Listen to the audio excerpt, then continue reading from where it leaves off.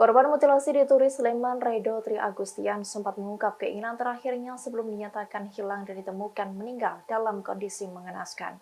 Keinginan tersebut disampaikan Redo kepada guru SMA N 4 Pangkal Pinang bernama Rini Trihastuti. Dikutip dari bangkapos.com pada Selasa 18 Juli 2023, Rini ingat masih ada janji yang diucapkan Redo kepadanya saat komunikasi terakhir mereka.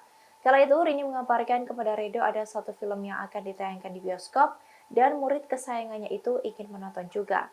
Namun belum sempat menonton, Redo sudah dikabarkan menghilang. Rini pun merasa kehilangan murid yang dikenal berprestasi itu. Sebab selain berprestasi, Rini menilai Redo adalah sosok yang berperilaku sopan dan santun kepada siapapun.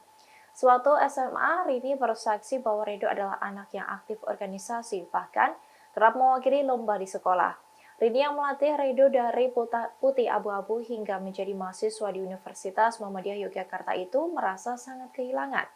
Diketahui jika Redo kini merupakan mahasiswa aktif semester 4 di Fakultas Hukum UMY. Jasadnya ditemukan di sekitar Jembatan Kelor Bangunkerto, Kapanewon Turi, Kabupaten Sleman dalam kondisi termutilasi. Kini polisi telah menangkap 2 pelaku dalam kasus pembunuhan Redo itu. Mereka adalah RD warga asal DKI Jakarta dan W asal Magelang.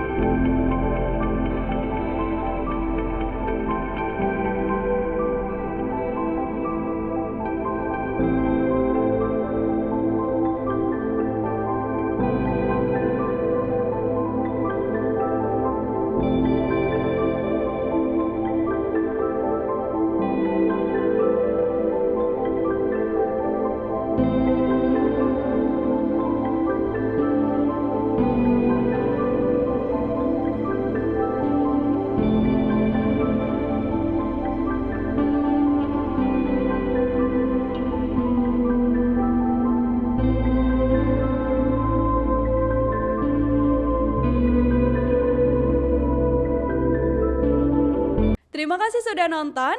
Jangan lupa like, subscribe, dan share ya.